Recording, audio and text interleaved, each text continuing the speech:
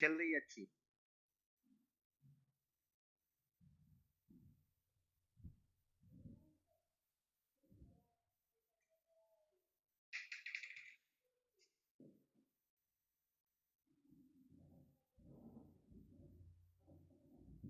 सब बढ़िया चल रहा है भाई। चलो, लास्ट क्लास, कल की क्लास में हम लोगों ने कहाँ तक डिस्कस किया था? कृष्णा रिवर तक, या कावेरी करा दी थी आपको मैंने? Good morning Aditya. कल हमने लास्ट तक मेरे ख्याल से कावेरी तक कृष्णा तक डिस्कस किया था। आज हम लोग स्टार्ट करेंगे कावेरी को, और इस रिवर सिस्टम के खत्म होते ही हम लोग फिर स्टार्ट करेंगे डेल्टा और एस्चुरीज के डिफरेंस को। Thank you Akhilesh. और फिर मैं आपको बताऊंगा आज इवोल्यूशन ऑफ अर्थ के बारे में। माउंटेन रेंजेस कैसे बने, प्लेट्यूज कैसे बनी, प्लेन्स का कैसे निर्माण हुआ, इन सब चीजों के बारे में। पहले हम लोग कावेरी को खत्म करते हैं। देखो, कर्नाटक में एक पर्टिकुलरली जगह है जिसका नाम है कावेरी ताल। इस कावेरी ताल से कर्नाटक राज्य में एक नदी निकलती है और ये तमिलनाडु तक जाती है। ठीक है, यानी कि ये जो रिवर है कावेरी, ये ऑरिजिनेट करती है कर्नाटक के कावेरी ताल से। और ये जो कावेरी ताल है, ये बेसिकली पड़ता है हमारा, मान के चलो आप,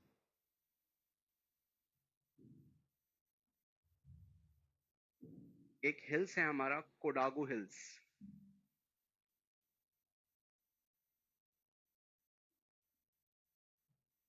कोडागू पहाड़ी, ठीक है ना, ये भी एक्सटेंशन है वेस्टर्न घाट्स के हिस्सा का। वहीं से रिवर निकलती है। ये दो राज्यों में प्रवाहित होगी, कर्नाटक और तमिलनाडु। और इसका जो माउथ है, जहां पे जाकर के ये गिरेगी बंगाल की खाड़ी में, उस स्थान का नाम है पुम्पुहार आइलैंड, या इसको हम कहते हैं पुम्पुहार द्वीप। इसमें तीन नदियां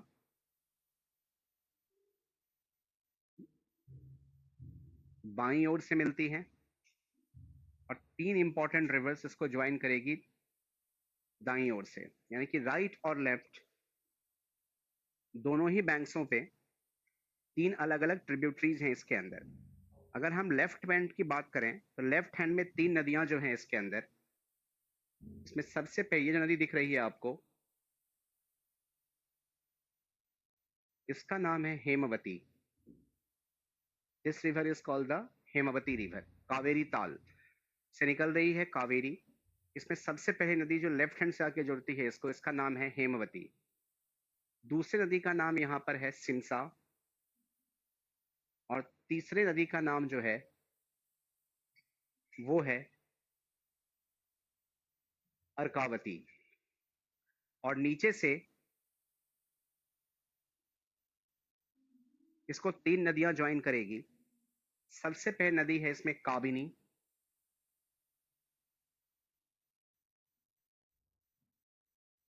दूसरी नदी का नाम है इसमें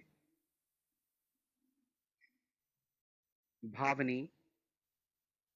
और जो तीसरी नदी है इसका नाम है नोएल। ये तीन इंपॉर्टेंट रिवर्स है, ठीक है ना।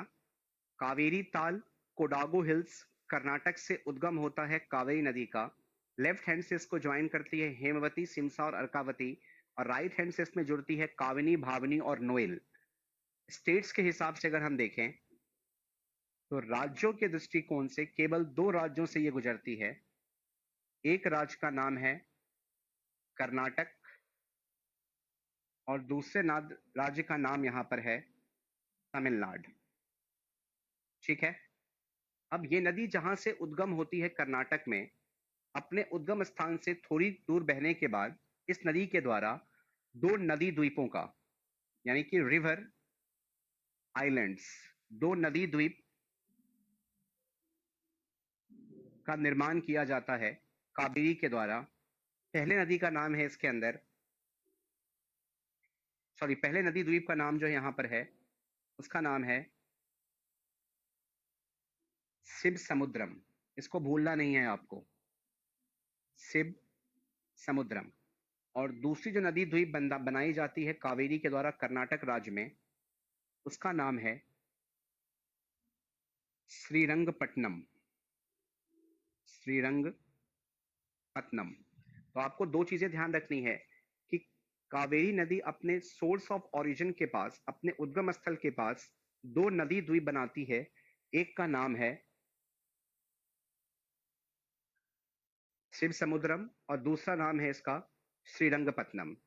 तीसरी इंपॉर्टेंट चीज ये है कि ये शिव समुद्रम और श्रीरंगपट्टनम नदी द्वीप को बनाने के बाद कर्नाटक में पहुंचती है ये एक बहुत ही इंपॉर्टेंट डिस्ट्रिक्ट पर, जिसका नाम है कृष्णगिरी।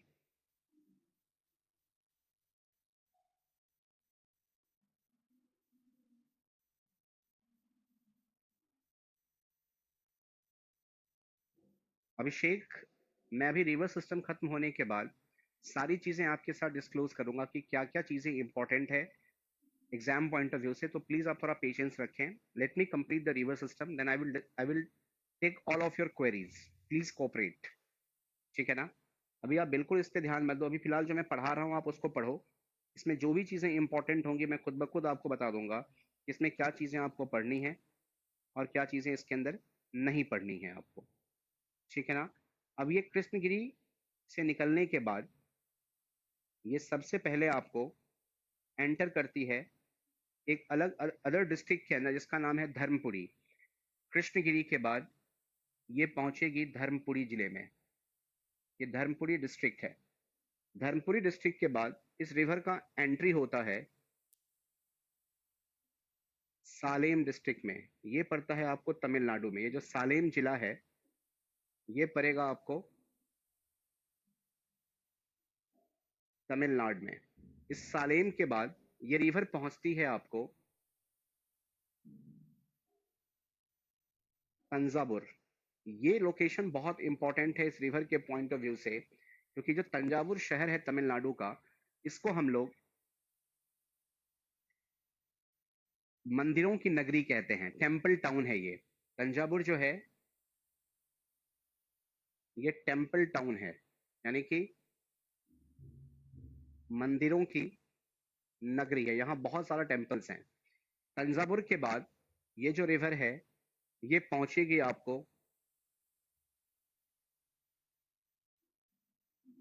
तिरुचिरापल्ली। तिरुचिरापल्ली, और ये जो स्थान है तिरुचिरापल्ली, ये भारत में मशहूर है सिगार के लिए। ये ध्यान रखना है आपको। और तिरुचिरापल्ली के बाद ये अंत में गिर जाएगी पुम्पुहार आइलैंड्स पर, जो पुम्पुहार द्वीप बिल्कुल कावेरी नदी के मुहाने पर बनती है, बंगाल की खाड़ी में गिरने से पहले। तो आपको दो चीजें ध्यान रखनी है, सोर्स ऑफ कावेरी कावेरी ताल, माउथ ऑफ कावेरी पुम्पुहार आइलैंड। इसमें राज्य अगर पूछेगा तो कर्नाटक और तमिलनाडु। और अगर पूछता है कि किन किन शहरों से इसका प्रवाह होता है, तो सबसे पहले ये तीन आइलैंड्स बना रही हैं। तीनों आइलैंड्स के नाम आपको ध्यान रखने हैं। कर्नाटक में इसके द्वारा दो द्वीप बनाई जाएंगी, नदी द्वीप। एक का नाम है शिव समुद्रम, दूसरे का नाम है श्रीरंगपट्टनम। और अपने मुहाने पर ये जिस द्वीप का निर्माण करती है उसका नाम है पुम्पुहार द्वीप, ठीक है ना। अब इस सारे प्रवाह क्षेत्र में जो जिस जिस जिस एरिया से ये गुजरती है, जिन जिन डिस्ट्रिक्ट को ये कवर करती है, उसमें हर स्थान पर अलग अलग नदियां आके इसमें मिल रही हैं, जिसमें हेमवती, सिमसा और अर्कावती। अगला नाम है काबिनी, भावनी और नोएल। इसमें एक सबसे इंपॉर्टेंट क्वेश्चन जो एग्जाम पॉइंट ऑफ व्यू से आता है वो ये है कि जितनी भी सहायक नदियां हैं कावेरी की, इन सारी सहायक नदियों में से वो कौन सी नदी है जो केरल से ओरिजिनेट करते हुए और तमिलनाडु में आकर के इस नदी से मिलती है। ये बहुत इंपॉर्टेंट क्वेश्चन है। अभी हाल ही में सीटेट का पेपर हुआ था, उसके बाद केवीएस के पेपर्स हुए थे लास्ट ईयर में, उसके बाद सीपीओ के पेपर्स जो लास्ट ईयर में हुआ था, इन सबों में एक सवाल आया था नदी के ऊपर, ठीक है ना, कि कावेरी नदी की कौन सी सहायक धारा केरल से उद्गम होकर के, मतलब एकमात्र सहायक धारा जो केरल में उद्गम होती है और केरल से प्रवाहित होकर के तमिलनाडु में आकर के इससे मिलती है। तो उसका आंसर आपको ध्यान रखना है काबिनी। यानी कि काबिनी जो है is the only tributary of Kaveri. Kabini एकमात्र सहायक धारा है कावेरी की, is the only tributary of Kaveri which originates from, जिसका उद्गम केरल राज्य से होता है। कहां से होता है? केरल से। तो ये मैं एक बार सारे डिस्ट्रिक्ट को रिपीट कर रहा हूं। डिस्ट्रिक्ट के हिसाब से कृष्णगिरी, धर्मपुरी, उसके बाद सालेम, तंजावुर और तिरुचिरापल्ली है। ये सारे डिस्ट्रिक्ट्स हैं प्रीति जी जहां से नदियां निकल रही हैं। सबसे पहला डिस्ट्रिक्ट है कृष्णगिरी, फिर डिस्ट्रिक्ट है धर्मपुरी, फिर हम लोग जाएंगे सालेम डिस्ट्रिक्ट, सालेम के बाद तंजावुर, तंजावुर के बाद तिरुचिरापल्ली, और तिरुचिरापल्ली में प्रवेश करने के बाद ये नदी अंततः पुम्पुहार द्वीप पर जाकर के गिर जाती है, ठीक है ना। और यही उसका माउथ है, मुहाना है, जहां पर ये तमिलनाडु में जाकर के बंगाल की खाड़ी में इसका संगम यानी कि मिलन होता है। क्योंकि हर नदी इतने लंबे दूरी को इसलिए तय करती है कि इसको मिलना किससे है? सागर या महासागर से। इसको आपको ध्यान रखना है। तो मैंने वैसे भी बता रखा है आपको कि भारत में अधिकांश नदियों का जो प्रवाह है, खासकर जो प्रायद्वीपीय नदी है, जो पेनिनसुलर रिवर्स है, ये वेस्टर्न घाट से ओरिजिनेट होकर के और एट द एंड ये गिर जाती है कहां पर? ईस्टर्न घाट्स के ऊपर बंगाल की खाड़ी में। और मंदिरों का शहर जो है अंकित जी, वो है तंजावुर। ये चोल राजवंश के समय में इसको विकसित किया गया था, इस शहर को, और सबसे ज्यादा मंदिरों का निर्माण इस शहर में किया गया जिसका नाम है तंजावुर। तो कभी कभी ये भी क्वेश्चन आ जाता है कि which is the temple city of India, temple town of India, तो you can go with the which river? Kaveri river. अब इसमें एक चीज डिस्कस करते हैं हम लोग कि ये जो कावेरी नदी है, इस नदी के तट पर एक बहुत ही फेमस डैम बनाया गया है जिसका नाम है मित्तूर डैम। इसका नाम है मित्तूर बांध। और ये जो मित्तूर बांध है ये स्थित है आपको तमिलनाडु के सालेम जिले में। इसको आपको भूलना नहीं है, ये काफी इंपॉर्टेंट और भारत का काफी विवादित बांध यानी कि डिस्प्यूटेड डैम है, ठीक है ना, मित्तूर, जो कि सलेम डिस्ट्रिक्ट तमिलनाडु में है। और ये बांध जो है ये कॉन्ट्रोवर्शियल है, यानी कि विवादित है दो राज्यों के बीच में। एक राज्य है इसके अंदर कर्नाटका, और दूसरी राज्य जो यहाँ पर है उसका नाम है तमिलनाडु। ये आपको ध्यान रखना है कि कर्नाटक और तमिलनाडु राज्यों के बीच में जो विवादित बांध है उसका नाम है मित्तूर बांध, जो कि कावेरी के तट पर सालेम जिले तमिलनाडु में स्थित है।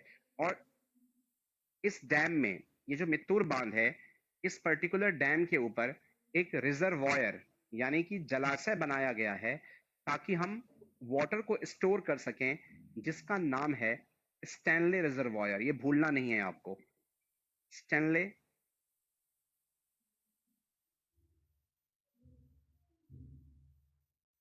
जलाशय। ये भी बहुत बार आया है कि स्टैनले रिजर्वायर यानी कि स्टैनले जलाशय, ठीक है ना, किस नदी के तट पर स्थित है? तो आप बताओगे स्थित है कावेरी नदी के ऊपर।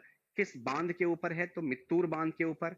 मित्तूर बांध कहां पर है? तो सालेम जिले तमिलनाडु में। इसके विवाद का सबसे बड़ा कारण यह है कि चूंकि इस नदी का अधिक प्रवाह जो है, जो मैक्सिमम फ्लो है, वो कर्नाटक में है, सोर्स कर्नाटक में है। तो कहीं ना कहीं एक्सेसिव वाटर जो है, या जो अधिक पानी का बहाव है या प्रवाह है, वो कर्नाटक के राज्य में ज्यादा होता है। लेकिन कर्नाटक क्या करती है, इस पानी के बहाव को, इस फ्लो ऑफ वाटर को तमिलनाडु राज्य की तरफ जाने से बांध बनाकर रोक देती है, ठीक है ना।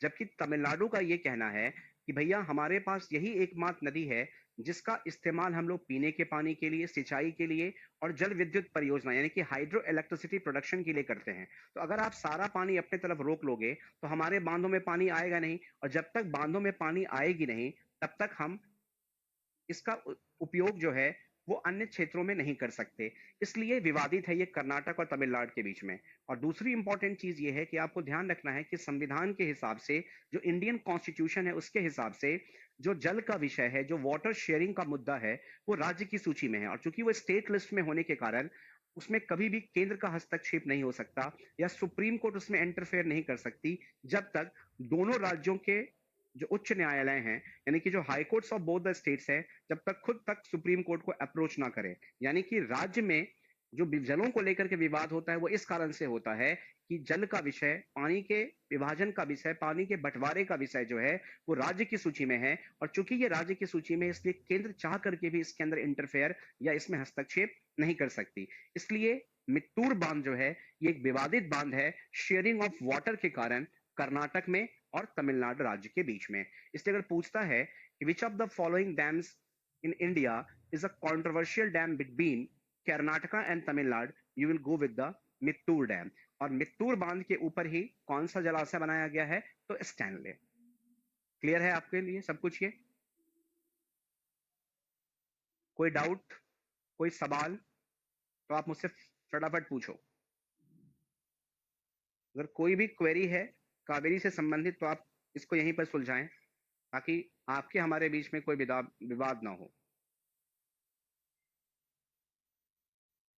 इंडियन मैप में जो स्लोप है वो वेस्ट टू ईस्ट है, उसके पीछे रीजन ये है कि स्लोप जो है या ढलान जो है पश्चिम से पूरब की तरफ इसलिए है क्योंकि पश्चिमी घाट की ऊंचाई पूर्वी घाट की तुलना में कम होती है। ये भी आने वाले चैप्टर्स में मैं पढ़ाऊंगा आपको, जो अगला चैप्टर हमारा फॉलो अप होगा। ठीक है, is it clear to everyone?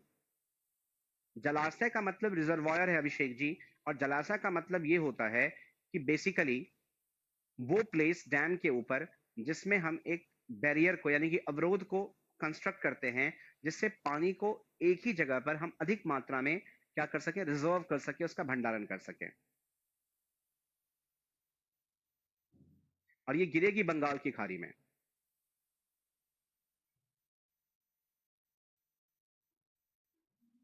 Srirangapatna से रिलेटेड फैक्ट यह है हिमांशु जी कि श्रीरंगपट्टनम एक वंश, मैसूर राजवंश का, जो मैसूर डायनेस्टी थी, इसका एक सबसे इंपॉर्टेंट प्लेस था। जब टीपू सुल्तान रूल किया करते थे तो टीपू सुल्तान का जो शास्त्रागार था, जो उसकी आर्मरी थी, जहां पर वो सारे अपने डिफेंस प्रोडक्ट्स को, या आप कह सकते हो जो टैंक्स होते थे उनके, या जो उनकी आर्टिलरीज होती थी, उसको रिजर्व किया गया था, उसको रखने का जो स्थान बनाया गया था वो बनाया गया था कहां पर? श्रीरंगपट्टनम में, इसलिए ज्यादा इंपॉर्टेंट है।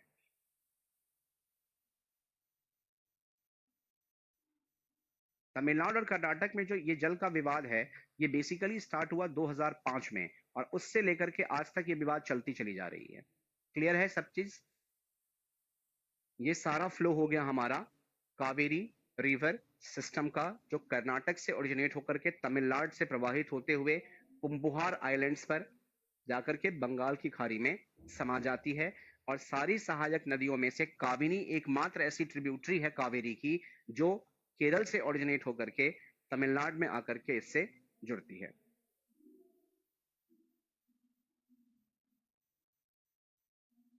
ठीक है, अब एक चीज को आप समझो,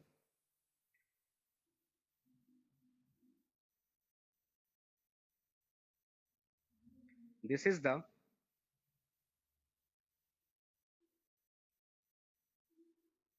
वेस्टर्न घाट, और ये हमारी पूर्वी घाट है। ये पश्चिमी घाट है हमारी, और ये हमारी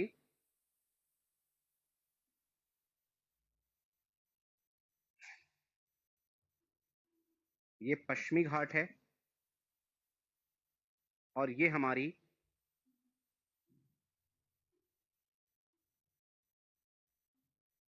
पूर्वी घाट है। ठीक है ना? अब ये जो हमारा ईस्टर्न घाट्स है, जिस पर हमारा बंगाल है, उड़ीसा है, आंध्र प्रदेश है और तमिलनाडु है, ठीक है ना?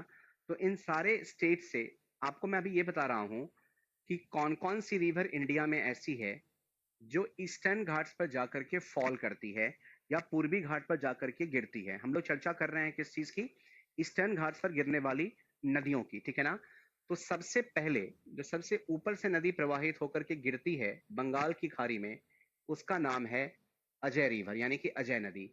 अजय के ठीक नीचे आपको आती है एक नदी जिसका नाम है दामोदर।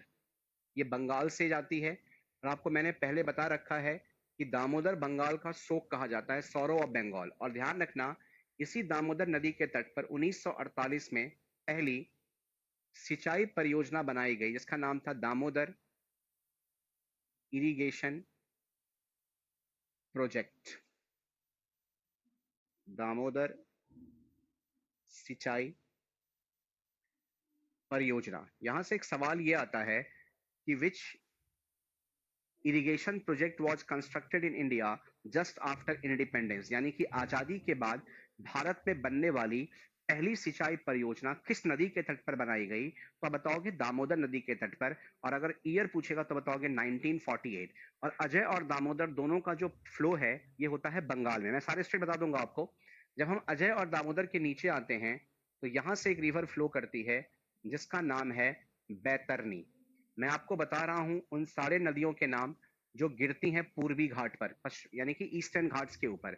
बैतरनी के नीचे जब आप आओगे तो यहां से एक रिवर फ्लो आके गिरती है जिसका नाम है सुवर्ण रेखा। ये बहुत इंपॉर्टेंट रिवर है इंडिया में, क्योंकि इसी सुवर्ण रेखा के तट पर आपको एक सबसे महत्वपूर्ण शहर मिलेगा झारखंड का, जिसका नाम है जमशेदपुर। ये ध्यान रखना है। हालांकि जो जमशेदपुर है, ये आपको दो नदी के संगम पर है। एक नदी का नाम है सुवर्ण रेखा और दूसरी नदी का नाम है खारकाई। लेकिन अभी खारकाई आपको ध्यान में नहीं रखना है।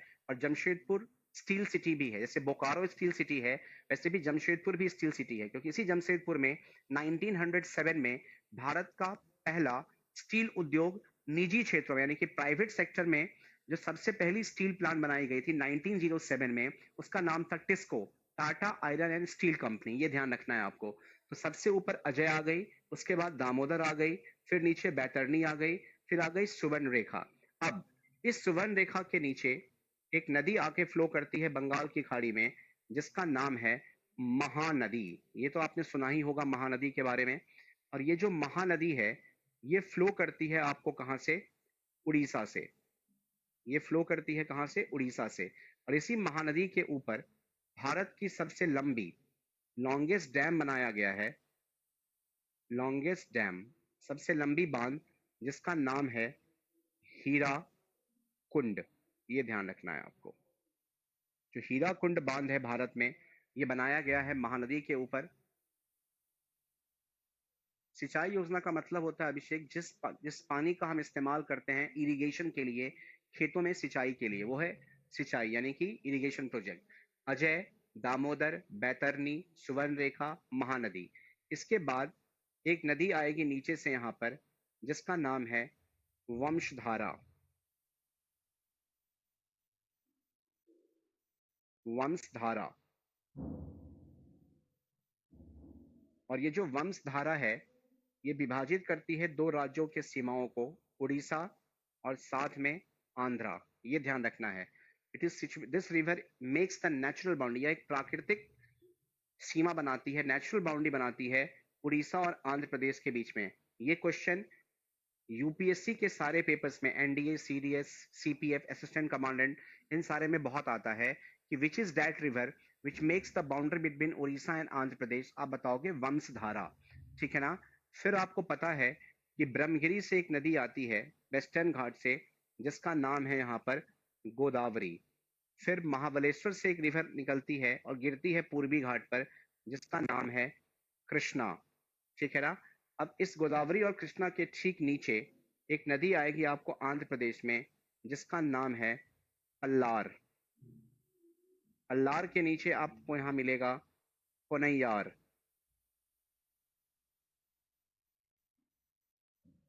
ठीक है?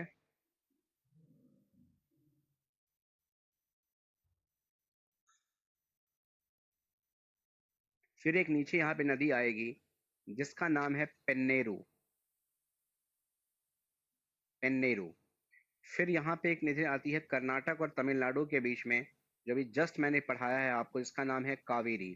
और सबसे अंत में जो रिवर आ रही है इसका नाम है वाईगाई। वाई गाई। ठीक है ना? तो ये वो सारी नदियां हैं।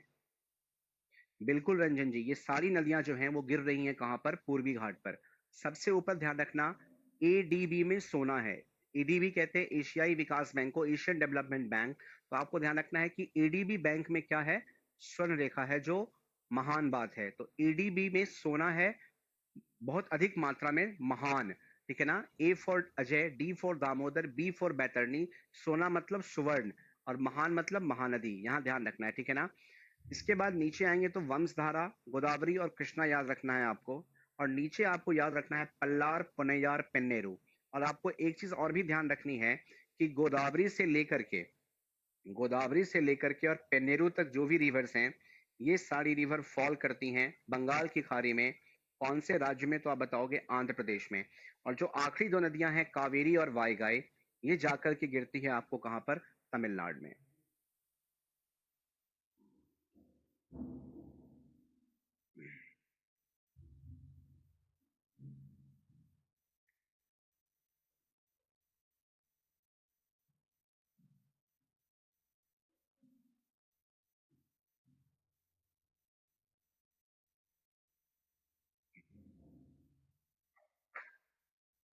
सुनील जी भी सब बताऊंगा, आप थोड़ा वेट कीजिए, ठीक है? अजय, दामोदर, बैतरनी, सुवर्णरेखा, महानदी, वंशधारा, गोदावरी, कृष्णा, पल्लार, पोन्नैयार, पेन्नेरू, कावेरी, वाईगाई। तो अगर ये पूछा जाए कि भारत के सबसे दक्षिणी छोर पर कौन सी नदी है, यानी कि सदर्न टिप ऑफ इंडिया से किस नदी का प्रवाह होता है, तो आंसर आप बताओगे कौन सा? Vaigai. This is the Bharat की सबसे दक्षिणोत्तर नदियों में से एक है ये।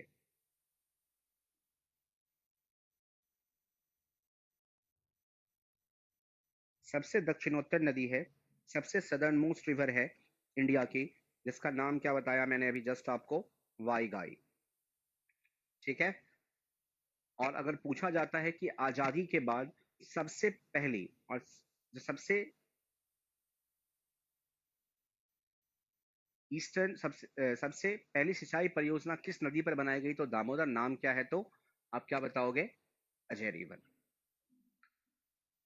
अगर सबसे नदर्न पूछेगा भारत में, तो आप क्या बताओगे सुनील जी? तो बहुत कॉमन सेंस की बात है, सिंधु नदी, क्योंकि मैंने सबसे ऊपर सिंधु ही पढ़ाया है आपको, जम्मू कश्मीर के क्षेत्र से प्रवाहित होती है, तो वहां पे आप नदर्न रिवर्स के अंदर जो लोगे डिसीजन, उसमें आप सिंधु का नाम लोगे,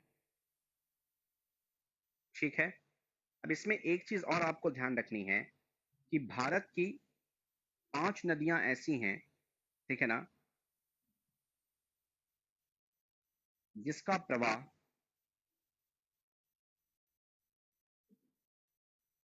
पूरब से पश्चिम की ओर होता है। 5 rivers of India which flow from east to west, ठीक है ना?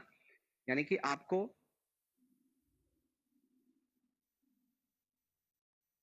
अगर हमसे मतलब अगर आपको पूछा जाए कि भारत की वो कौन कौन सी नदियां हैं जो फ्लो करती हैं, प्रवाहित होती हैं पूरब से पश्चिम की ओर, ठीक है ना, तो उसमें 5 नदियों का नाम आपको ध्यान रखना है।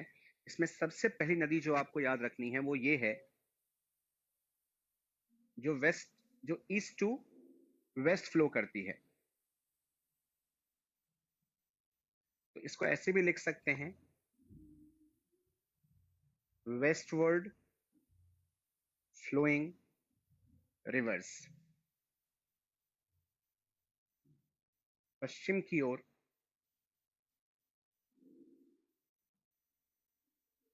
प्रवाहित होने वाली नदियां। सबसे पहले इसके अंदर एक नदी आएगी जिसका नाम है लूनी।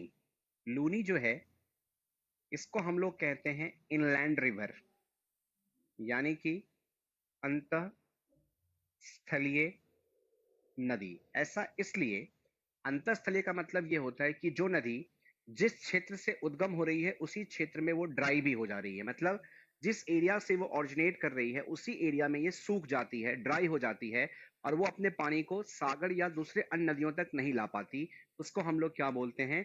Inland reverse. इसको आपको ध्यान रखना है कि those reverse which originates in the same geographical area and ड्राइज in the same geographical area, उसी भूभागीय क्षेत्र से निकलकर जब उसी भूभागीय क्षेत्र में ये सूख जाएगी, तो उसको हम बोलते हैं इनलैंड रिवर्स। जो लूनी है, ये सबसे इंपॉर्टेंट रिवर है कहाँ की? राजस्थान की। ये ध्यान रखना, लूनी राजस्थान में है और इसका फ्लो जो होता है वो वेस्टवर्ड होता है। दूसरी नदी जो है वो है माही। वैसे तो इसका फ्लो राजस्थान और गुजरात दोनों में होगा, लेकिन इसको आप मेनली मानोगे या कंसिडर करोगे कि ये मुख्य नदी कहाँ की है? गुजरात की। इसको मेनली लेके चलना है आपको गुजरात की। और ये नदी, इसकी सबसे बड़ी विशेषता ये है कि यह नदी कर्क रेखा से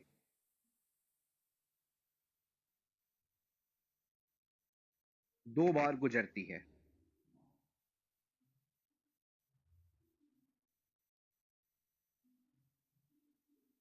passes through tropic of cancer twice.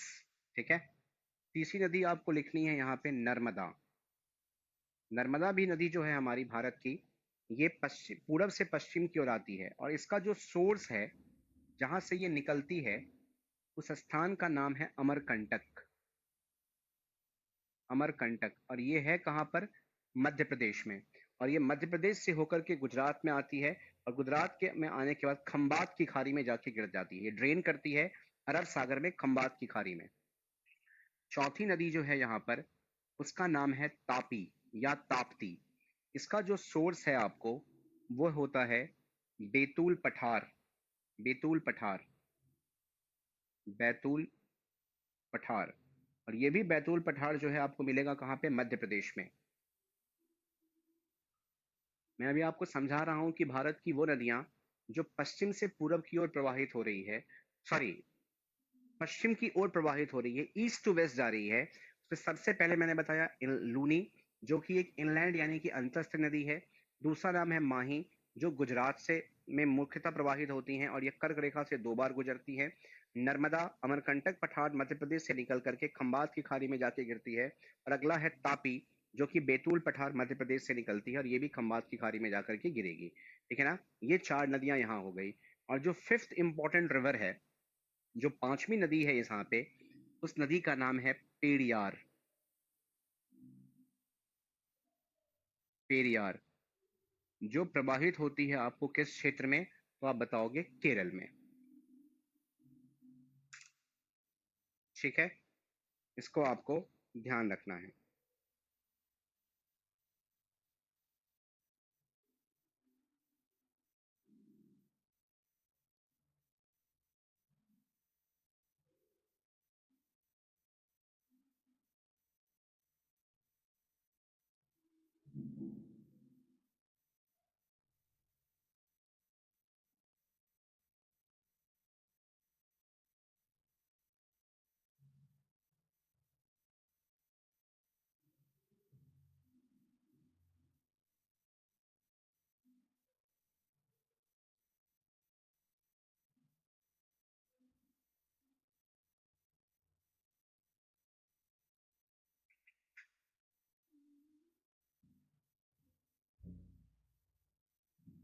ठीक है, प्रशांत दीक्षित, आपने मेरे एक किसी फैक्ट्स पे नो सर लिखा है। कैन आई नो डैट कि आपने क्या लिखा है? No sir. Prashant, I am asking you. और एक चीज ध्यान रखना है, जो पेरियार नदी है ये जाकर के फॉल करेगी वेम्बनाड लेक में। ये ध्यान रखना, वेम्बनाड झील जो खुद केरल में है। ये बहुत इंपॉर्टेंट पॉइंट है जो आपको ध्यान रखना है कि, और चूंकि केरल में फ्लड्स काफी आए हैं इस बार, तो इस बार थोड़ा सा इसका काफी इंपॉर्टेंस रहेगा इस नदी का। और इसी पेरियार नदी के ऊपर, ये जो पेरियार रिवर है आपकी, ठीक है ना, इस पेरियार रिवर के ऊपर एक बहुत ही फेमस डैम है, ठीक है ना, जिसका नाम है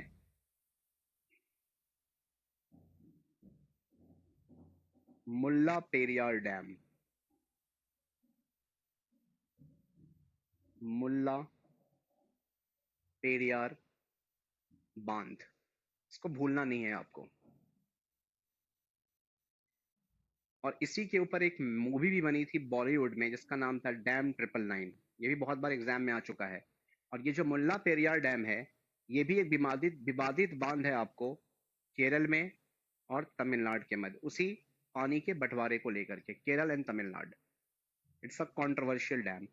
तो आपको मैंने अभी 2 कंट्रोवर्शियल डैम बताए हैं। एक मित्तूर बताया है आपको सलेम तमिलनाडु में, और दूसरी बताई है आपको मैंने मुल्ला पेरियार डैम, जो पेरियार नदी के तट पर केरल में स्थित है, जो केरल और तमिलनाडु के बीच में विवादित है। और मित्तूर जो है, इसका विवाद है तमिलनाडु और कर्नाटक के बीच में।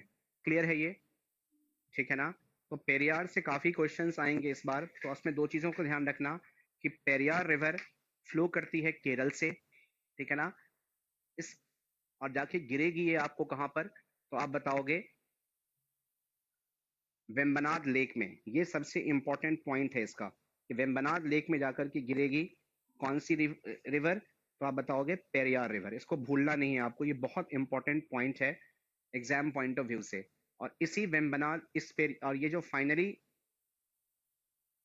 ये जो पेरियार रिवर है हमारी, इस पेरियार रिवर के ऊपर जो सबसे कंट्रोवर्शियल डैम है, one of the controversial dam in India, उसका नाम है मुल्ला पेरियार।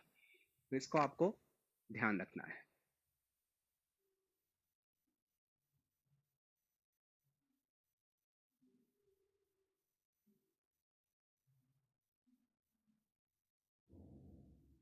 क्लियर है? कोई डाउट?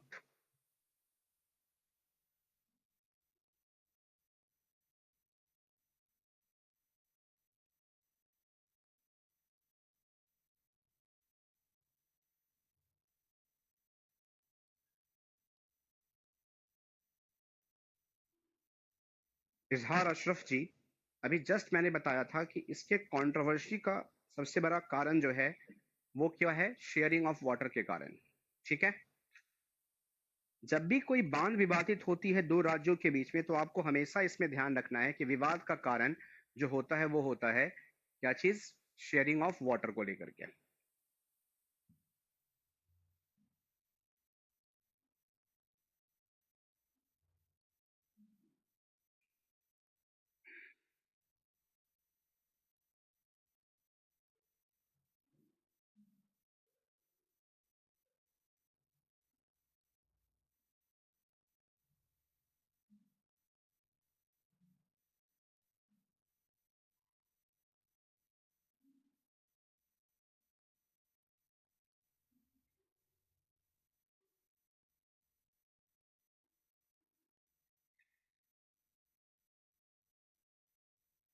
चलिए, अब हम लोग दो अंतिम चीजों को की चर्चा करेंगे रिवर सिस्टम में। सबसे पहली चीज जो है इसमें वो होती है डेल्टा। आपको समझना है कि ये संरचना जो डेल्टा है ये कैसे उत्पन्न होता है, इसका ओरिजिन कहाँ से हुआ और इसका संबंध किस चीज से है। तो सबसे पहली चीज आपको ये ध्यान रखना है कि डेल्टा जो है यह एक ग्रीक शब्द है, यानी कि यह एक यूनानी शब्द है। और इस ग्रीक वर्ड डेल्टा को सबसे पहले प्रयोग किया गया इतिहास के पिता या फादर ऑफ हिस्ट्री हेरोडोटस के द्वारा। ये चीजें आपको ध्यान रखनी है कि डेल्टा एक यूनानी शब्द है जिसको सबसे पहले उपयोग या सबसे पहले शब्द का प्रयोग जो है वो फादर ऑफ हिस्ट्री हेरोडोटस के द्वारा किया गया। सॉरी, ठीक है ना। अब इसमें तीन चीजें हैं। जैसे मान लो कि ये एक रिवर है, ठीक है, ये रिवर का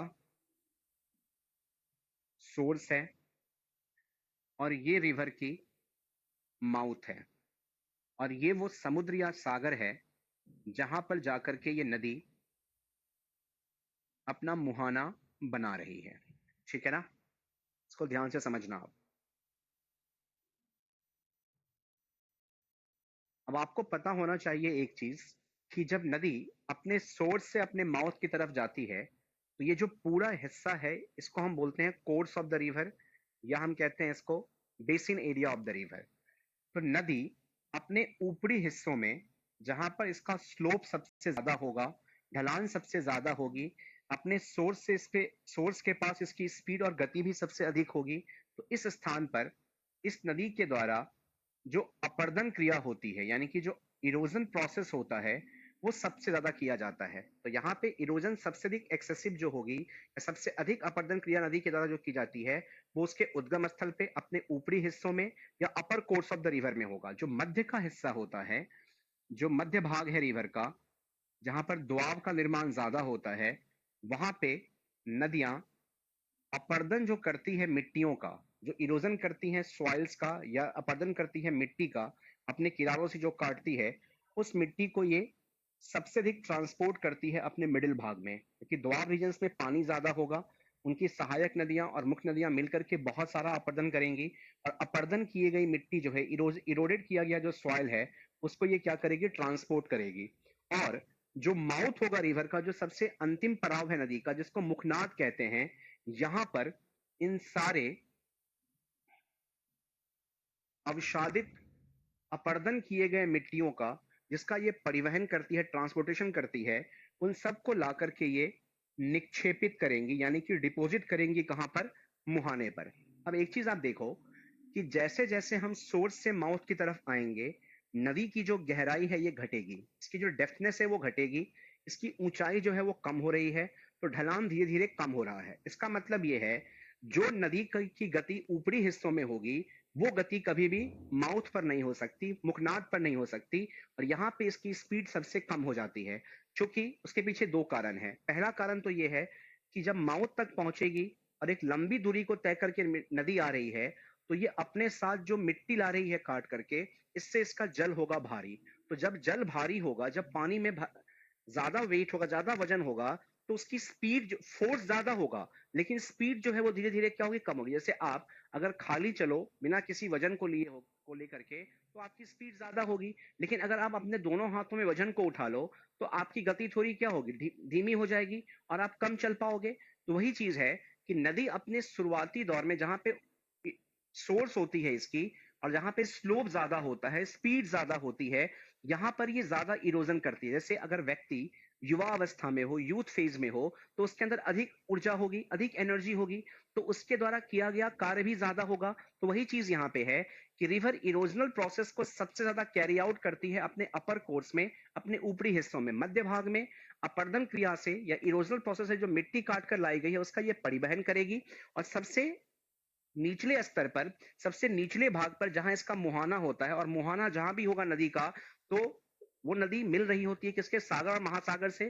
तो इस हिस्से में ये लगातार निरंतरता के साथ कॉन्टिन्यूअसली उस मिट्टी को क्या करेगी, डिपॉजिट करेगी। अब कॉन्सेप्ट यहां पर यह है कि वो नदियां जो लंबी दूरी को तय करते हुए कम ऊंचाई पर जब गिरती है, कम गहराई में जब समाती है सागर के साथ, तो होता क्या है कि चूंकि लंबे डिस्टेंस से आ रही है, तो इसमें मिट्टी की मात्रा ज्यादा होगी, तो ये मिट्टी ज्यादा फैल नहीं पाता, ज्यादा दूर तक नहीं जा पाती, और एक ही स्थान पर सीढ़ी नुमा आकार, यानी कि पहले बेस बनेगा, बेस के ऊपर एक लेयर बनेगी, फिर एक और लेयर बनेगा, जैसे एक लेयर बनी, फिर दूसरी लेयर बनी, फिर तीसरी लेयर बनेगी, और ये लेयर धीरे धीरे ऊपर की तरफ जैसे जैसे आएगा, ये सतह धीरे धीरे सिकुड़ती चली जाएगी और श्रिंक होता चला जाएगा।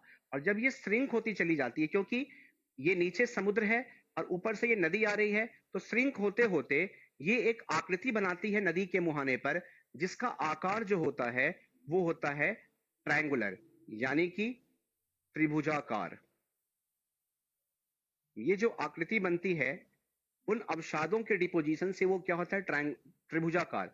और ये जो त्रिभुजाकार आकृति बनाई जाती है नदी के मुहाने पर, इसी को हम लोग नाम देते हैं क्या, डेल्टा। ठीक है ना। और एक चीज ध्यान रखना कि जब कभी भी डेल्टा का निर्माण होगा, तो उस सागर और महासागर में होगा जहां पर टाइडल एक्टिविटीज, यानी कि ज्वारीय प्रकरण, जो जहां पे ज्वार उठता है, टाइड्स उठते हैं, वो टाइडल एक्टिविटीज क्या होगी, कम होगी। क्योंकि अगर टाइड्स ज्यादा आएंगे, तो जो भी चीज डिपॉजिट की जा रही है, उसको टाइड्स के फोर्स के कारण, टाइडल फोर्स के कारण, ज्वारीय बल के कारण, उसको क्या किया जाएगा, डिस्पर्स कर दिया जाएगा उस स्थान से। इसको ये लोग क्या कर देंगे, दूर की तरफ ले जाएंगे, जिस कारण से डिपोजिशन प्रॉपरली पॉसिबल नहीं है। यानी कि इससे एक चीज समझ में आती है कि बंगाल की खाड़ी में जो उठने वाले टाइड्स हैं, ज्वार हैं, वो अरब सागर की तुलना में, अरब अरेबियन सी की तुलना में क्या होती है, कम होती है। और इसके पीछे एक फैक्टर ये है कि बंगाल की खाड़ी में ज्वारीय प्रकरण इसलिए कम होती है क्योंकि बंगाल की खाड़ी का जो सागर है, जो पानी है, वो क्या है, कम खारा है, उसकी सैलिनिटी कम है। जो ओशन जितना सलाइन होगा, जितना खारा होगा, जितना नमकीन होगा, उसकी डेंसिटी, उसका घनत्व उतना ज्यादा होगा। जहां पे डेंसिटी ज्यादा होगी, वहां पे पार्टिकल्स जो है उतने क्लोज होंगे, और जितने क्लोज पार्टिकल्स होंगे, वहां पे इंपैक्ट ऑफ फोर्स उतना ज्यादा होगा। तो आपको ध्यान रखना है कि ऐसे सागर जहां पे ज्वारीय प्रक्रिया या टाइडल एक्टिविटीज कम होती हैं, जहां पे नदी लंबी दूरी को तय करते हुए अधिक से अधिक मात्रा में अवसादों को ला करके अपने मुखनाद पर जमा करेगी, और जमा करने के बाद अगर उस मिट्टी के द्वारा, उस जमा किए गए मिट्टी के द्वारा अगर त्रिभुजाकार आकृति बनती है नदी के मुखनाद पर, यानी कि मुहाने पर, या हम कह सकते हैं माउथ ऑफ द रिवर पे, तो उस स्ट्रक्चर को क्या कहा जाएगा? डेल्टा। क्या ये क्लियर है आप लोगों को? Please tell me.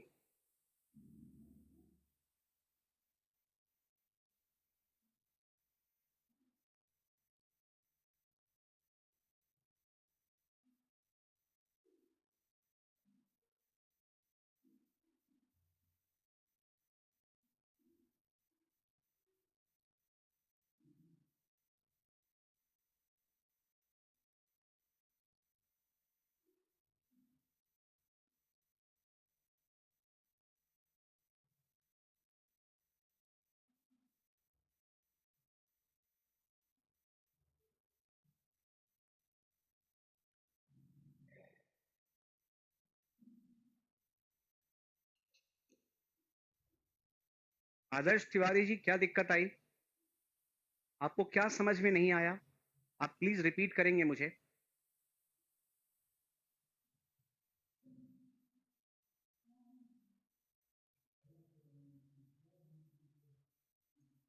If you could please notify me कि what was not understandable in it.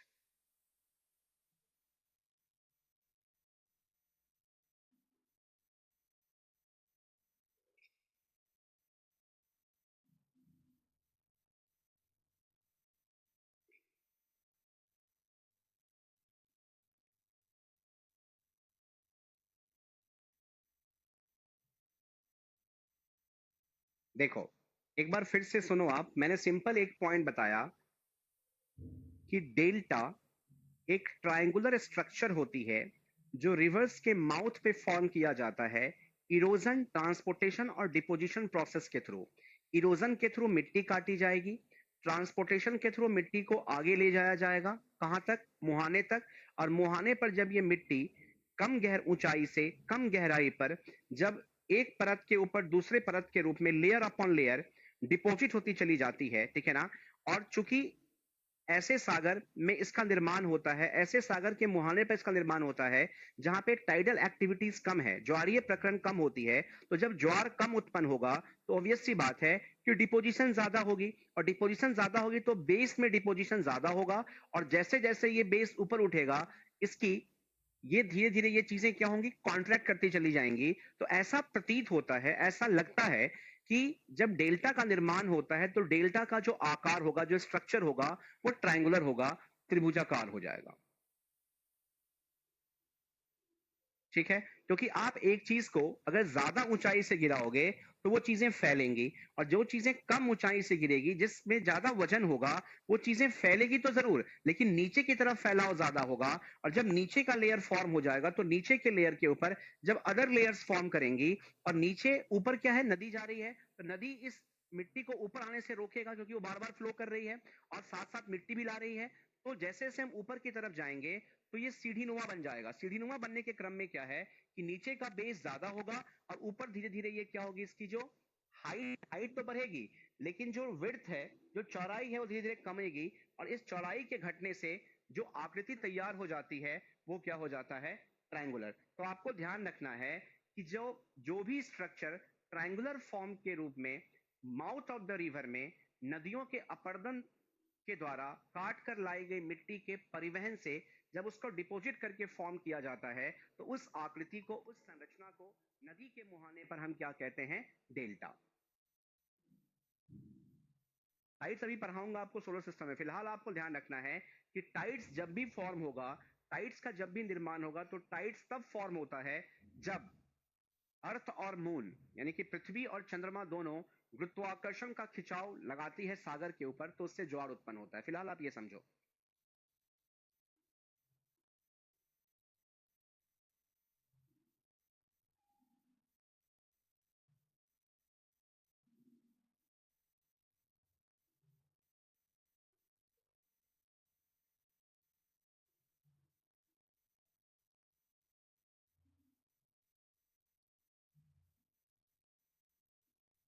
ये जो संरचना है ये सागर में बनती है, नदी में नहीं बनती। ये संरचना हमेशा सागर में बनेगी, यानी कि ओशंस में बनेगा। ना ये तालाब का शेप होता है, ना ये नदी का शेप होता है। ये शेप होता है उस काट कर लाई गई मिट्टी का नदियों के द्वारा अपर्दन क्रिया से जो वो जमा करती है, कहां पर? सागर के मुहाने पर, अपने मुखनाद पर, ठीक है ना। तो वहां पर जो संरचना बनती है मिट्टियों को जमा करने के बाद, उसका आकार होता है त्रिभुजाकार, यानी कि ट्रायंगुलर। अभिषेक जी, मैं बिल्कुल कितनी बार हिंदी यूज कर चुका हूं कि टाइड का मतलब ज्वार होता है। मैंने ज्वारीय प्रकरण शब्द कम से कम 25 बार इस्तेमाल किया होगा। आप उसको थोड़ा गौर से सुनिए प्लीज। टाइड का मतलब ज्वार होता है, और ज्वार वो प्रक्रिया है जो चंद्रमा और पृथ्वी के गुरुत्वाकर्षण खिंचाव के कारण जो सागर के जल पर लगाया जाएगा, उससे जो लहरें ऊपर की तरफ उफान लेगी, उठेगी, ठीक है ना, उसे हम ज्वार कहते हैं। इसकी विशेष चर्चा मैं सोलर सिस्टम में करूंगा आपके साथ।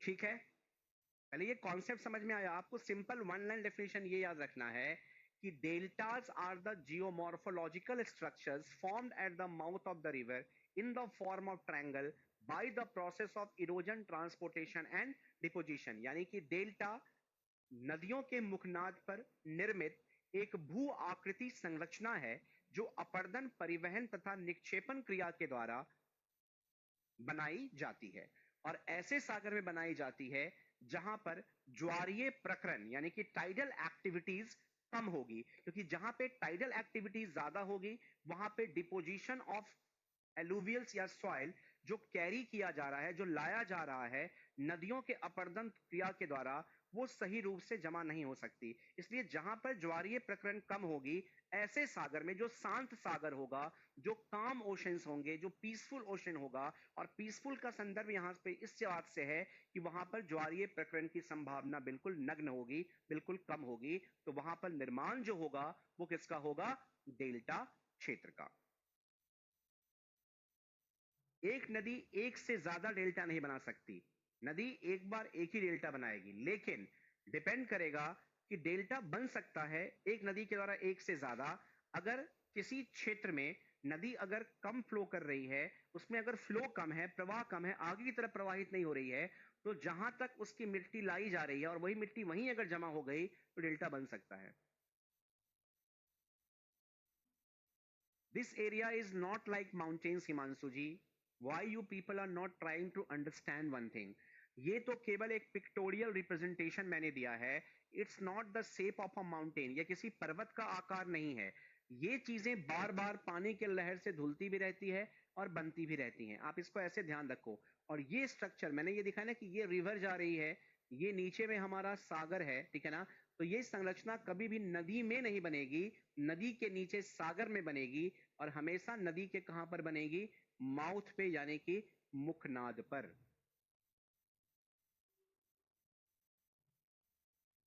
आई बात समझ में? All of you?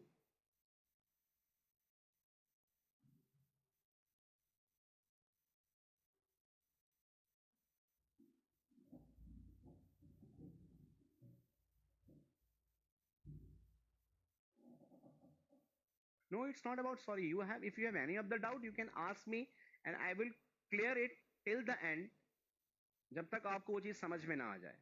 मैं इसी चीज को समझाने के लिए ही तो हूं यहाँ पे, क्योंकि जब तक आपके पास कंफ्यूजन है तब तक मेरा वर्क डन नहीं है। और हम लोग बायलेटरल प्रोसेस में हैं। We are not in monologue, we are in the process of dialogue. तो इसमें जब तक डाउट्स क्लियर नहीं होंगी तब तक ना आपका सेटिस्फेक्शन है ना मेरा सेटिस्फेक्शन है। इसलिए आपको जब भी डाउट हो कॉन्सेप्ट को समझने में, आप बिल्कुल फ्री हैं इस चीज को पुट अप करने के लिए।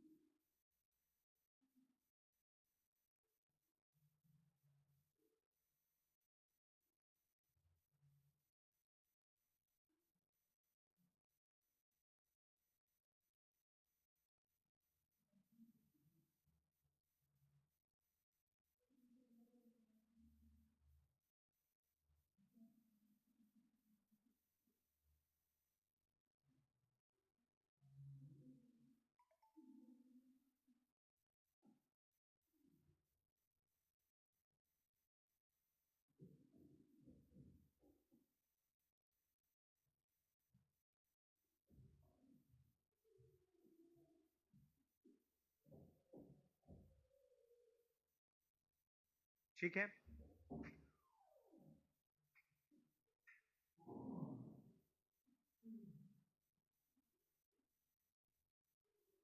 बिल्कुल हिमांशु, डेल्टा की फर्टिलिटी बहुत ज्यादा है। आदित्य महाजन जी, आपने मुझसे एक क्वेश्चन डाला है अभी कि which process is responsible for delta formation, A emulsification, B colloid formation. इन दोनों से तो नहीं होता, और ऑप्शन बताओ आप मुझे, क्योंकि इमल्सिफिकेशन में, कोलाइड फॉर्मेशन में सेपरेशन होता है, वो किसी चीज को डिपॉजिट नहीं होने देती। इमल्सिफिकेशन में फैट्स को सॉल्युबल बनाया जाता है, जैसे लीवर अगर बाइल सिक्रीट कर रही है तो उस चीज को जब सॉल्युबल बनाएंगे तो वो चीजें होंगे। अभिषेक जी, मैं जितना पढ़ा रहा हूँ वो यूपीएससी प्रीलिम्स के लिए काफी है, एसएससी तो बहुत छोटी चीज है। आदित्य महाजन जी, कॉगुलेशन होगा, क्योंकि कॉगुलेशन का मतलब होता है डिपोजिशन, तो इसी को इन्होंने साइंटिफिक नाम दे दिया गया। जब कोई चीज कॉगुलेट करती है, जैसे ब्लड कॉगुलेट होगा, ठीक है ना, तो कॉगुलेशन का मतलब होता है जब पार्टिकल्स एक दूसरे से चिपकते हैं और जब चीजों का डिपोजिशन होगा। तो मैंने यहाँ पे ऑलरेडी एक वर्ड लिख रखा है कि जब इरोडेड पार्टिकल्स ट्रांसपोर्ट होकर के डिपोजिट होगी तो finally it's the depositional process which leads to the formation of which one, delta.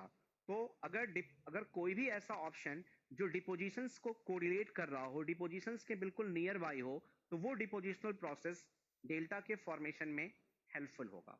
Clear है आदित्य जी?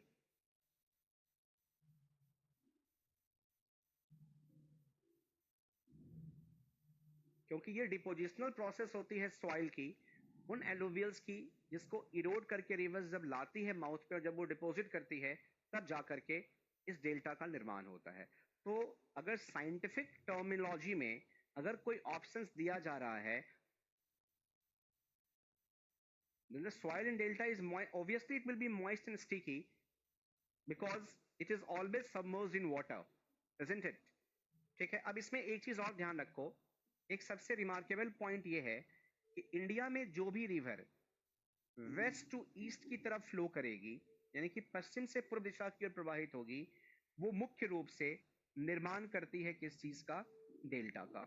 इस चीज को बहुत गौर से ध्यान रखना आप, और इस चीज को बिल्कुल माइन्यूटली फॉलो करना कि वो सभी नदियां भारत में जो पश्चिम से पूर्व दिशा, उसके पीछे लॉजिक ये है कि वेस्ट में एलिवेशन ज्यादा होगा, ईस्ट की तरफ एलिवेशन कम होगी, ऊपर में ऊंचाई ज्यादा है, पर पूर्वी घाट की पश्चिमी घाट की ऊंचाई ज्यादा है, पूर्वी घाट की ऊंचाई कम है, तो लोअर पार्ट में डिपोजिशन ज्यादा होगा, अपर पार्ट में इरोजन ज्यादा होगी। इसलिए जो भी रिवर इंडिया में वेस्ट टू ईस्ट की तरफ फ्लो करती है, they are most likely to form the deltas.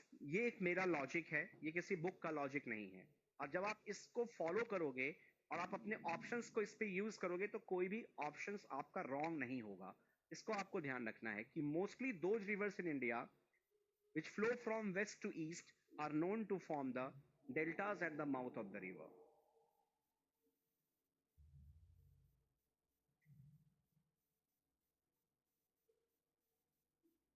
Clear है?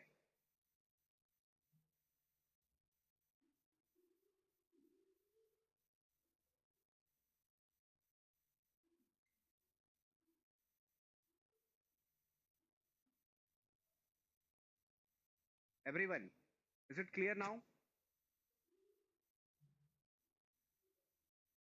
और ध्यान रखना, वर्ल्ड का जो सबसे लार्जेस्ट डेल्टा है, जो विश्व की सबसे बड़ी डेल्टा क्षेत्र है, उसका नाम है सुंदरबंस, ठीक है ना? और ये जो सुंदरवन है, इसका नाम सुंदरवन इसलिए पड़ा क्योंकि यहाँ पे एक विशेष प्रकार की एक बहुत ही स्पेशल ट्री पाई जाती है जिसका नाम है सुंदरी ट्री। और ये सुंदरी ट्री काफी ज्यादा एब्जॉर्ब कर सकती है सैलिनिटी को, यानी कि लवणता को अवशोषित करने की जो सर्वाधिक क्षमता है, या सैलिनिटी को एब्जॉर्ब करने की जो सबसे ज्यादा कैपेसिटी है, सबसे अधिक क्षमता है, वो होती है किसकी? इस सुंदरी ट्री की। जिस कारण से पानी के खारा होने के बावजूद, सलाइन होने के बावजूद, लवणीय होने के बावजूद भी ये जो वेजिटेशन हैं, ये जो वनस्पतियां हैं, यहाँ पर वृक्ष के रूप में इसका पैदावार होता है, इसका प्रोडक्शन होता है। और ये सब सेल्फ मेड फॉरेस्ट हैं, तभी इसका नाम वेजिटेशन रखा, क्योंकि वेजिटेशन या वनस्पति वो वृक्ष और पौधे होते हैं जिसमें मानव का कोई भी सहयोग नहीं होता। इसमें आपको ध्यान रखना है कि सुंदरी ट्री के कारण इसका नाम सुंदरबन रखा गया है, और ये हाईली रिस्पॉन्सिबल होती है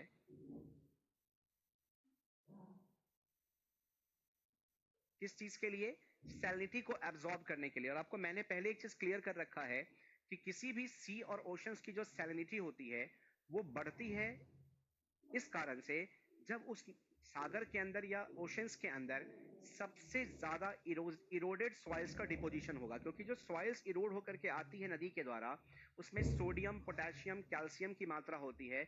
और यही जो कॉन्सेंट्रेशन ऑफ सोडियम, पोटेशियम और कैल्शियम है, ये क्या करती है, इस पानी के खारेपन को, सैलिनिटी को निरंतरता के साथ कॉन्टिन्यूसली इनहेंस करती चली जाती है, बढ़ाती चली जाती है।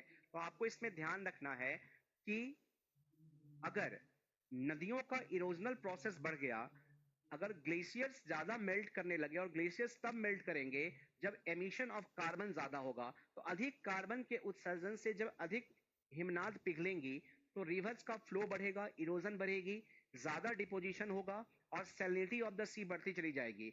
इस सैलिनिटी ऑफ द सी के बढ़ने से ये जो पूरा सुंदरबन है ये धीरे धीरे डिस्ट्रॉय होता चला जाएगा। और अगर ये सुंदरी ट्री का जो पूरा एरिया है अगर ये डिस्ट्रॉय होती चली गई और अगर यहाँ से पेड़ पौधे वृक्ष खत्म होते चले गए तो जो सुंदरबन की मिट्टियां हैं ये धीरे धीरे कमजोर पड़ जाएंगी, क्योंकि जो पेड़ के जड़ होते हैं, जो रूट्स होती हैं, ये इस मिट्टी को बहुत टाइटली होल्ड करती है, बहुत जड़ से पकड़ के रखती है, ताकि जब समुद्र की लहरें इस मिट्टियों को छुएंगी, जब इसको खंगालेंगी, जब इस पर लहरें लगेंगी, तो इससे जो पूर्वी तट हमारा है ये बर्बाद ना हो, इसका नुकसान ना हो और ये अपने स्थान पर बने रहे। तो आपको ध्यान रखना है कि सुंदर वन के कारण, सुंदरी ट्री के कारण ही हमारा जो पूर्वी घाट है, जो ईस्टर्न घाट्स है, वो अब तक सेफ है, वो अब तक बचा हुआ है। लेकिन अभी खतरा ये है कि जिस हिसाब से कार्बन उत्सर्जन बढ़ रही है और ग्लोबल वार्मिंग बढ़ रहा है, रेनफॉल की परसेंटेज बढ़ रही है, रिवर्स में वाटर फ्लो बढ़ रहा है, इससे इरोजनल प्रोसेस अगर बढ़ेगी तो सैलिनिटी बढ़ने के कारण ये सारा वेजिटेशन और ये सारा लैंड एरिया जो है वो धीरे धीरे डिस्ट्रॉय हो जाएगा। और अगर ये डिस्ट्रॉय हो गई तो ये सारा फॉरेस्ट एरिया खत्म होने के बाद जो हमारा ईस्टर्न घाट है, जो पूर्वी घाट है, इसका पतन शुरू हो जाएगा, ये डिसइंटीग्रेट होनी शुरू हो जाएगी, जिससे पूरे पूर्वी घाट और हमारा जो बंगाल की खाड़ी का हिस्सा है वहां का जो इकोसिस्टम है, वहां की जो पारिस्थितिकी है, इसमें बदलाव होगा और बहुत सारे जो वन्यजीव और जो फ्लोरा और फौना की प्रजातियां हैं, जो पेड़ पौधे और जीव जंतु की प्रजातियां हैं, ये नष्ट होंगी, जिससे पूरा इकोसिस्टम हमारा डिस्टर्ब होगा। तो आप देखो इस ज्योग्राफिकल स्ट्रक्चर के कारण हम अपने ईस्टर्न घाट्स के इकोसिस्टम को, अपने ईस्टर्न घाट्स को बचाने में एक बहुत बड़ा योगदान करते हैं। और ये जो सुंदरी ट्री है, इसके उपयोग की बात अगर करें तो दो चीजों के लिए इसका सबसे अधिक उपयोग किया जाता है। इसका उपयोग करते हैं हम लोग मेडिसिन ऑफ कैंसर को बनाने में, यानी कि कैंसर की जो दवाइयां होती हैं इसको तैयार करने में सुंदरी ट्री के जो छाले होते हैं, जो बार्क होती हैं, उसका उपयोग किया जाता है। और साथ ही साथ मेडिसिन ऑफ कैंसर के अलावा इसको हम लाइफ सेविंग बोट्स के लिए, यानी कि जीवन रक्षक नौकाओं के लिए भी इसका इस्तेमाल किया जाता है। लाइफ सेविंग बोट्स यानी कि जीवन रक्षक नौकाएं, और साथ ही साथ कैंसर की दवाओं के बनाने के लिए, कैंसर की दवाओं को प्रिपेयर करने के लिए हम इसका उपयोग करते हैं, इस सुंदरी वृक्ष का। यह आपको ध्यान रखना है। तो ये इंपॉर्टेंस है हमारे डेल्टा क्षेत्र सुंदरवन का हमारे पूर्वी घाट के संदर्भ में। यानी कि अगर सुंदर पूर्वी घाट को बचा कर रखना है, इसको विघटन से बचाना है, इसको डिसइंटीग्रेट होने से रोकनी है, तो इसके लिए जरूरी है कि हम इस सुंदरवन के इस डेल्टा क्षेत्र को बनाए रखें। और ये तब संभव है जब हमारा पर्यावरण स्वस्थ होगा, हमारी एनवायरनमेंट हेल्दी होगी। और पर्यावरण को हेल्दी रखने के लिए एमिशन ऑफ कार्बन को कम करना जरूरी है, यानी कि we need to decrease the carbon emission on the planet Earth. Is it clear to all of you?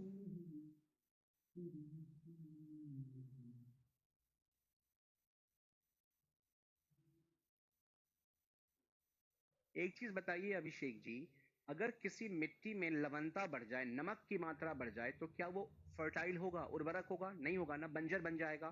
तो अगर ये सुंदरबन के डेल्टा क्षेत्र में, तो डेल्टा है तो मिट्टी है, तो मिट्टी की लवणता अगर ज्यादा बढ़ जाएगी तो ये वृक्ष कभी बन सकते हैं, दोबारा से उत्पन्न हो सकती है? नहीं हो सकती है ना।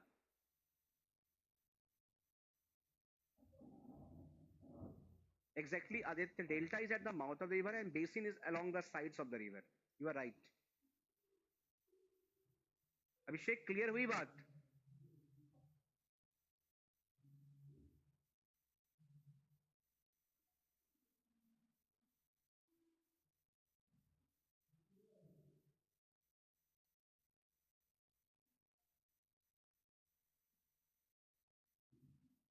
अभिषेक जी, आई एम आस्किंग यू, आपने मुझसे कुछ क्वेश्चन पूछा था, क्या क्लियर हुआ कॉन्सेप्ट कि सैलिनिटी का क्या प्रभाव होगा?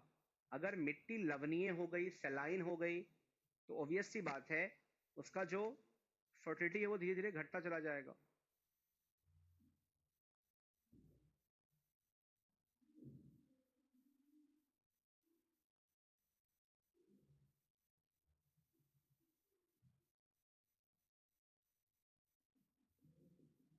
हे ईश्वर, अखिलेश जी, मैंने ये वर्ड यूज ही नहीं किया है कि ग्लेशियर में कार्बन का एमिशन होता है. कार्बन का एमिशन होता है डीजल और पेट्रोल की गाड़ियों से, एसी, एयर कंडीशंस और रेफ्रिजरेटर्स के वर्किंग से, ठीक है ना? तो जब कार्बन का परसेंटेज हमारे इन्वायरमेंट में बढ़ेगा तो हमारा इन्वायरमेंट गर्म होगा, और जब वायुमंडल हमारी गर्म होगी और जब ये गर्म हवाएं टकराएंगी ग्लेशियर से तो ग्लेशियर मेल्ट करेगा. ग्लेशियर मेल्ट करेगी तो रिवर में फ्लो ऑफ वाटर बढ़ेगी, फ्लो ऑफ वाटर बढ़ेगी तो इरोजन बढ़ेगा, इरोजन बढ़ेगी तो अमाउंट ऑफ एलुवियल्स बढ़ेंगी. जब डिपोजिशन ऑफ एलुवियल्स बढ़ेगा, मिट्टियों का अपरदन बढ़ेगा, उसका अवसादन बढ़ेगा सागर में, तो सागर की सैलिनिटी बढ़ेगी.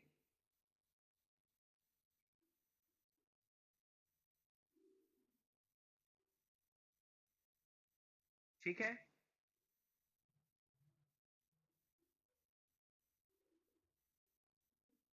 Amit ji, you are right. Mangroves forest भी कहते हैं उसको हम लोग, जो मैरीटाइम क्लाइमेट पर आसानी से ग्रो कर सके.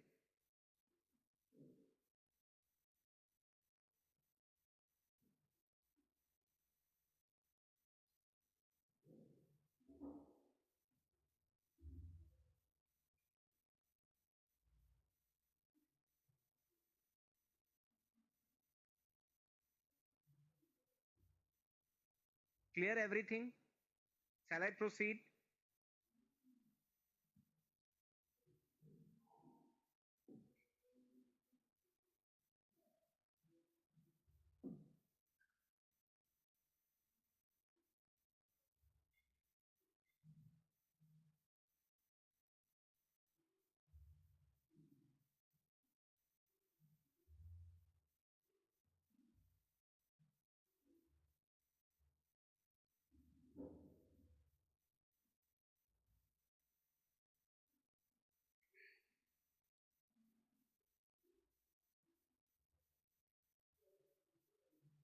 ओके, अब जो नेक्स्ट स्ट्रक्चर मैं डिस्कस करने जा रहा हूं, हाँ ममता जी, ये ट्री लवणता को ऑब्जर्व करता है, अवशोषित करता है. तो अवशोषण का मतलब ही ऑब्जर्व करना हुआ. तो जितनी, लेकिन इसकी भी अपनी एक कैपेसिटी है. अगर अधिक सैलिनिटी हो जाएगी तो वो जो ट्री है वो रिएक्टिव हो जाएगा, वो उसके विपरीत कार्य करेगा और धीरे धीरे वो सूखने लगेगा. और अगर सारे सुंदरवन या मैनग्रोव ट्रीज जो हैं ये पूरी तरीके से अगर वाइप आउट हो गई, समाप्त हो गई, तो पूरा जो पूर्वी घाट है वो बर्बाद हो जाएगा.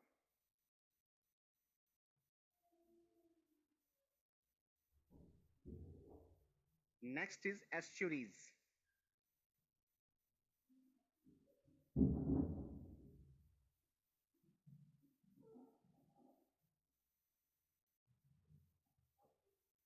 इसमें आपको ध्यान रखना है, ये भी एक ग्रीक वर्ड है, यूनानी शब्द है, ठीक है ना, जिसको लिया गया है ग्रीक वर्ड एस्ट्रम से. एस्ट्रम, और एस्ट्रम का मतलब होता है टाइड, यानी कि ज्वार. ठीक है? एस्चुरीज एक ग्रीक वर्ड है जो डिराइव किया गया है एस्ट्रम ग्रीक वर्ड से, और एस्ट्रम का मतलब टाइड है. अब हिंदी में देखो, ज्वार यानी कि टाइड, और नदमुख का मतलब हो गया माउथ ऑफ रिवर, नद मतलब नदी, मुख मतलब मुहाना, तो माउथ ऑफ द रिवर। इसका मतलब ये है कि एस्चुरीज भी एक ऐसी स्ट्रक्चर है जो इरोजन, ट्रांसपोर्टेशन और डिपोजिशन के द्वारा फॉर्म होगी, लेकिन ऐसे माउथ ऑफ द रिवर पे या ऐसे नदी के मुहाने पर जहां पर टाइडल एक्टिविटीज यानी कि ज्वारीय प्रक्रिया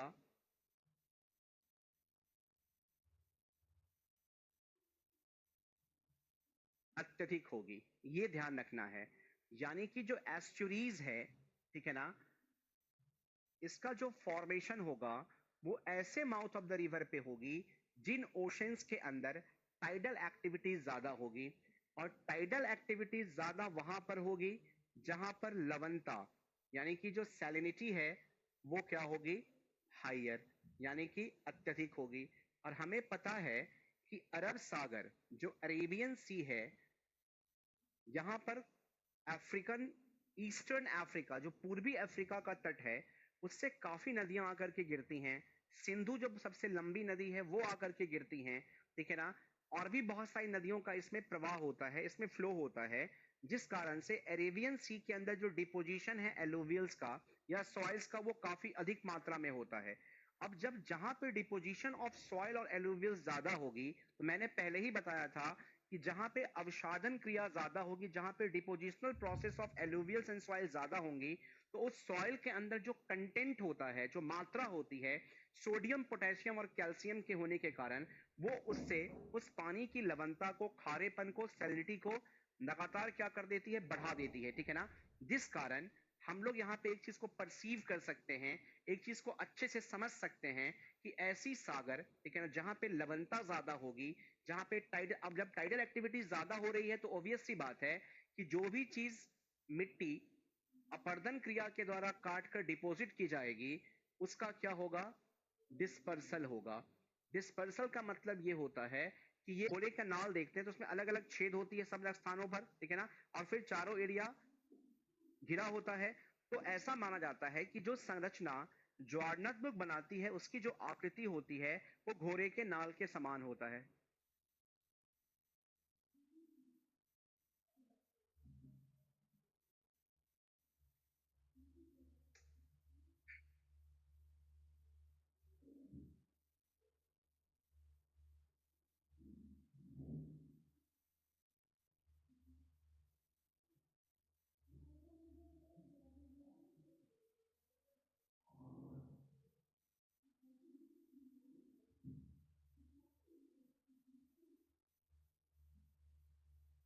अब ठीक है यार, मैं इतने फ्लो में पढ़ा रहा था, मैं अपने कॉन्सेप्ट को आप तक पहुंचा था, बीच में वीडियो ही गायब हो गई, फ्लो ही खराब हो गया पूरा, तो अवरोध उत्पन्न हो गई।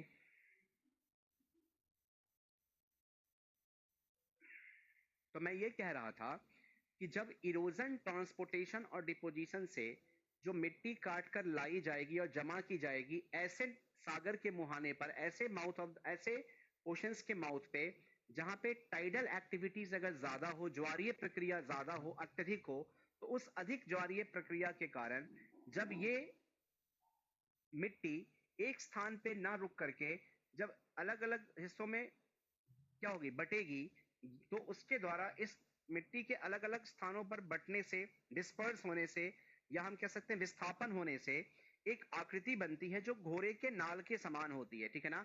तो उस घोड़े के नाल के समान बनी हुई आकृति को हम लोग नाम देते हैं एस्चुरीज, जिसका मतलब होता है ज्वार नद मुख। ये आपको ध्यान रखना है।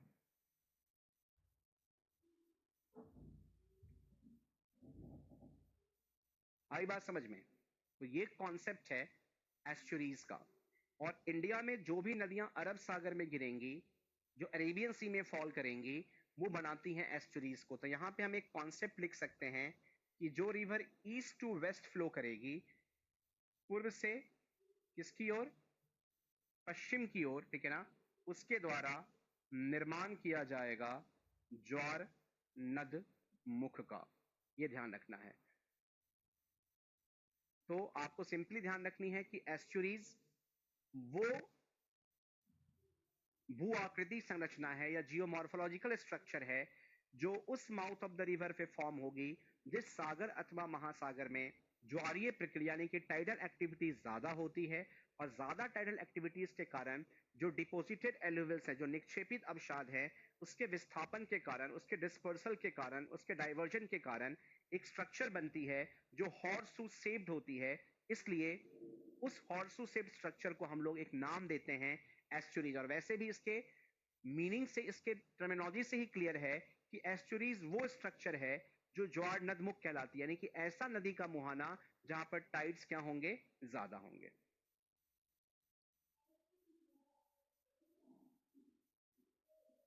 आई बात समझ में? तो भारत में नर्मदा, तापी, ठीक है ना, उसके बाद पेरियार, माही, ये वो नदियां हैं जो निर्माण करती हैं किस चीज का, एस्चुरीज का, यानी कि ज्वार नद मुख का।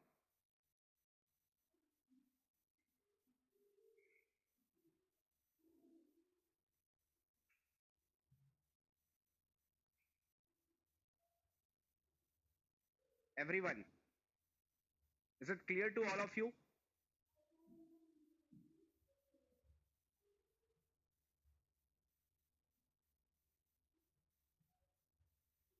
Please let me no.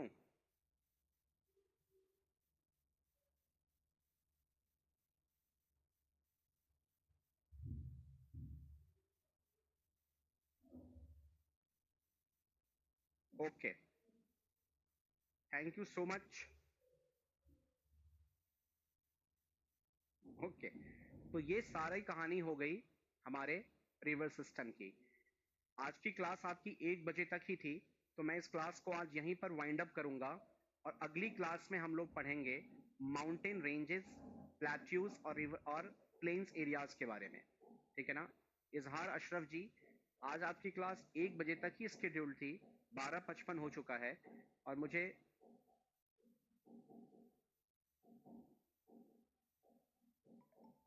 ठीक है, तो बाकी जो अगली क्लास होगी आपकी वो आपके शेड्यूल टाइम पे होगी। मेरी क्लास जो है वो अब नेक्स्ट वीक होगी, किसी भी दिन वो आपको इन्फॉर्म किया जाएगा। तो उस आने वाली क्लास में हम लोग फिजिकल डिविजन्स ऑफ इंडिया को डिस्कस करेंगे। एस्चुरीज बिल्कुल अपोजिट है डेल्टा से। हाँ हाँ, बिल्कुल बता दूंगा।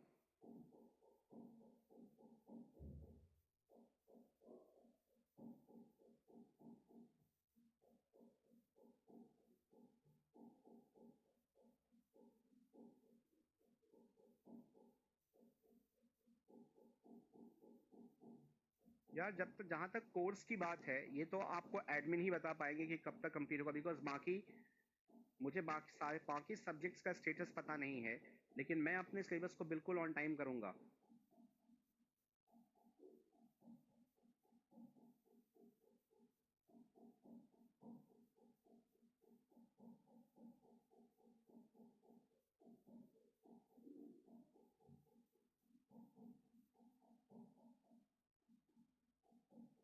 अभी फिलहाल यूपीएससी के लिए आप मेरे नोट्स को प्रेफर करो, उसके ऊपर भी कुछ मत करो। हाँ, क्वेश्चंस मैं डलवा दूंगा स्टडी लिंक्स में मंडे को। आज तो पॉसिबल नहीं है, मंडे को डलवा दूंगा। चलिए, thank you everyone, thank you so much, enjoy your weekend, see you soon.